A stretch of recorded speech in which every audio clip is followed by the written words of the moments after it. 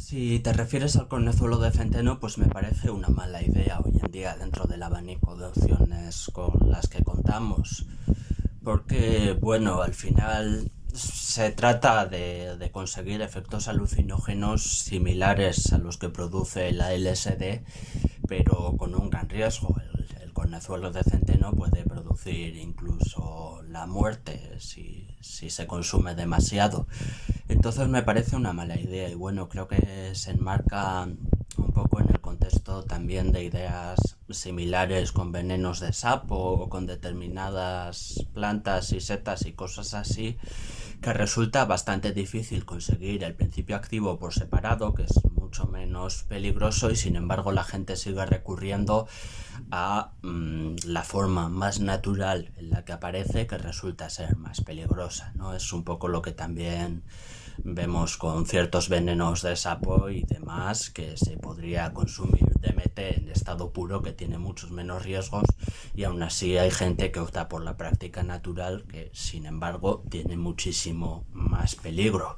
Entonces con esto lo mismo, pues si alguien quiere conseguir efectos alucinógenos similares a los de la LSD, pues yo creo que es mucho menos peligroso consumir LSD, que por lo menos no tiene una sobredosis letal, que consumir cornezuelo de centeno, que sí te puede matar. O sea, son dos drogas con efectos similares, pues en ese caso yo creo que es muchísimo más recomendable elegir sí o sí la que menos peligros tiene.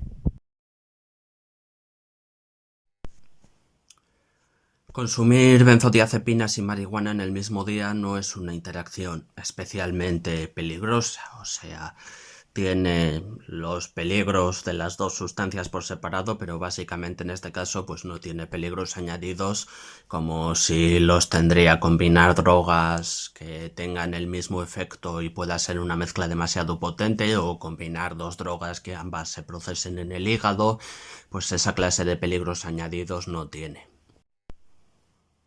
Aún así, quiero aprovechar para comentar que la marihuana a veces, solo a veces, pero bueno, tiene riesgo de empeorar algunos de los síntomas por los que se suele recetar sustancias como bromazepam y diazepam.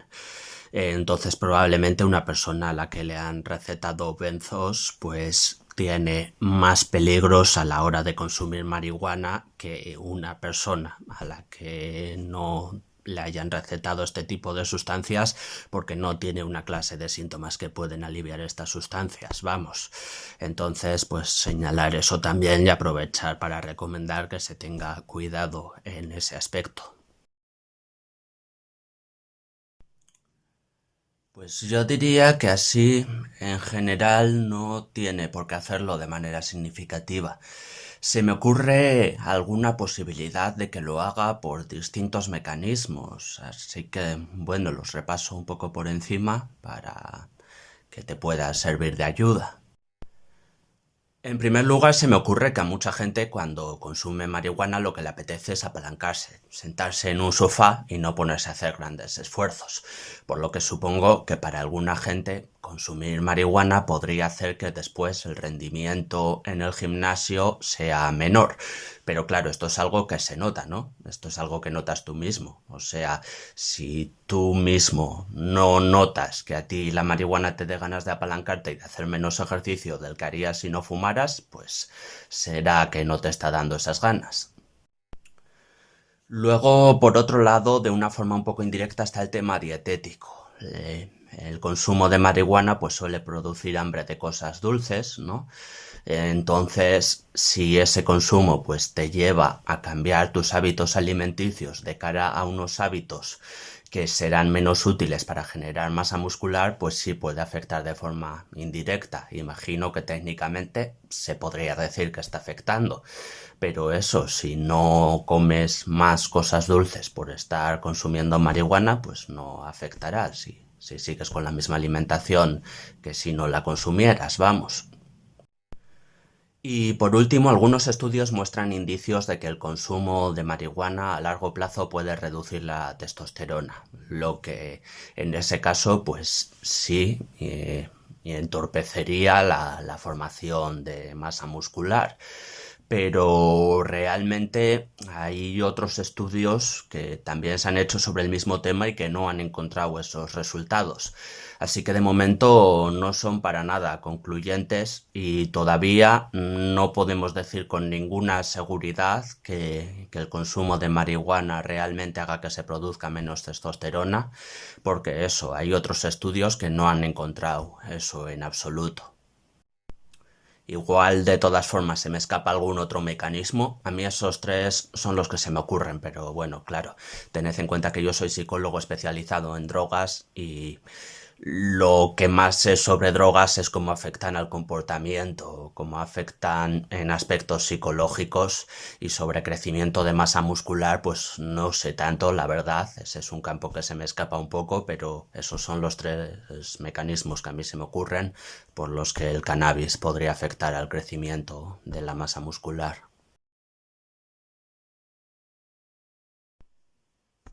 Vale, 4-FHC-LPVP. Empecemos por el principio. Eso como tal, la verdad, reconozco que no lo había oído en la vida.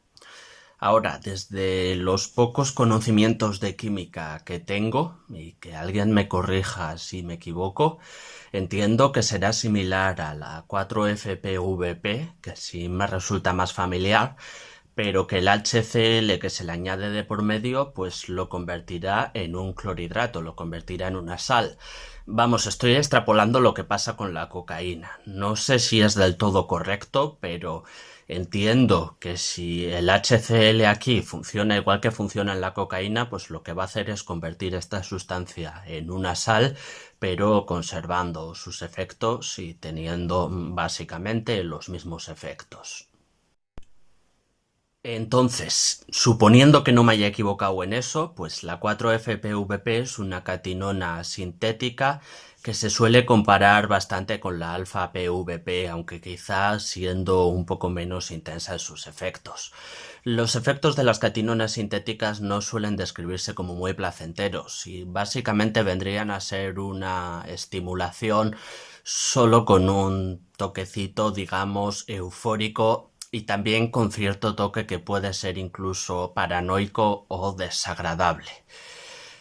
Por compararlos con una droga bastante más tradicional, pues las catinonas sintéticas serían un poco similares al speed, pero creando tal vez cierta sensación de paranoia que la gente suele encontrar desagradable y en ese sentido se suele remarcar bastante a la hora de hablar de sus efectos. Pero para mí el mayor peligro es lo poco investigada que está esta sustancia. Realmente es una droga muy poco frecuente y se ha estudiado muy poco, así que se sabe bastante poco sobre los efectos secundarios negativos que puede tener. Y yo creo que en eso, en la poca información que hay sobre esta droga, pues es donde está el mayor peligro realmente. Entonces eso, sería una catinona sintética, provocaría una estimulación con un cierto toque de euforia y otro cierto toque de paranoia, pero lo más preocupante probablemente es la poca información que hay sobre ella. Cuanto menos información se tenga sobre una sustancia, pues por desgracia más peligros hay y a más peligros nos exponemos. Entonces eso es lo que yo remarcaría de esta sustancia. Sí, a ver, que me lo habéis dicho ya unas cuantas personas y bueno, algún día toca hacer un vídeo largo sobre esto en YouTube contándolo con calma, pero bueno, a ver, así. La versión resumida, muy rapidita. La segunda gran persecución de las drogas, la primera sería por razones religiosas en la Edad Media, la segunda gran persecución de las drogas que llevaría a la ilegalización de buena parte de ellas y que todavía se mantiene hoy en día, empieza en Estados Unidos a finales del siglo XIX, principios del XX.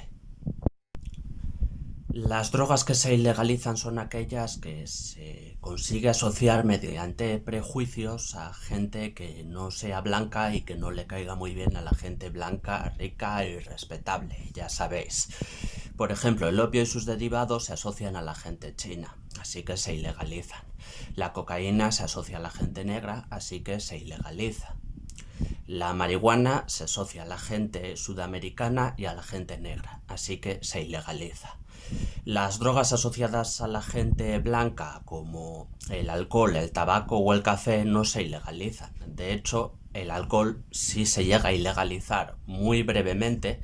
Seguramente también se podía asociar a personas inmigrantes que no caían muy bien a la gente rica, como puedan ser los inmigrantes irlandeses, por ejemplo, que seguramente consumían más alcohol que la población local, pero bueno, aún así la población local consumía tanto alcohol que esa ilegalización no pudo salir adelante. Solo pudieron salir adelante las ilegalizaciones de las drogas que se asociaban a gente china, gente negra, gente sudamericana.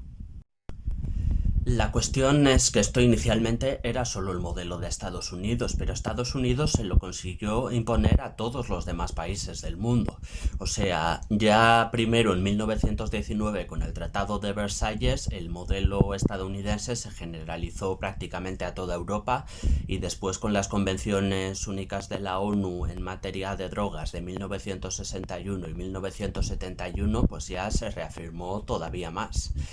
Y tenemos aún a día de hoy y en todo el mundo, curiosamente, un modelo que traza la diferencia entre drogas legales e ilegales no en función de cuál sea más peligrosa o cuál menos peligrosa o a sus criterios como sustancia, vamos, no en base a características médicas, ni biológicas, ni químicas, ni nada por el estilo. Solo se basa aún a día de hoy en los prejuicios racistas que había en Estados Unidos hace más de 100 años. Y ese es el modelo que se ha impuesto a todo el mundo y con el que todavía vivimos. Sí, los hay, los hay. Normalmente menos en los modelos más básicos, así como de usar y tirar, pues en todos los demás hay que comprar el líquido aparte para rellenar el vapeador y entonces pues puedes escoger cualquier grado de nicotina que quieras, incluido ninguno. De hecho, esto me parece una ventaja enorme del vapeador como herramienta para ayudar a dejar de fumar a quien lo desea, hacer la transición de tabaco a vapeador y después a nada, en parte por eso, porque se gradúa la nicotina a la perfección, puedes poner literalmente la que quieras y así ir reduciendo poco a poco si lo deseas. Y bueno, también pues porque el vapeador, psicológicamente hablando, imita algunos de los rituales del cigarrillo, ¿no? En ese sentido es más parecido que un chicle de nicotina o con parche de nicotina, pues porque tienes todo el ritual psicológico que tienes asociado al placer de fumar, que vendría a ser pues el llevarse esto a la boca, inhalar, exhalar y tal, la sensación y esas cosas. Entonces en ese sentido, de hecho, me parece que vapear ofrece unas ventajas bastante grandes para dejar de fumar, pero bueno, eso que sí, que se puede vapear sin nicotina también.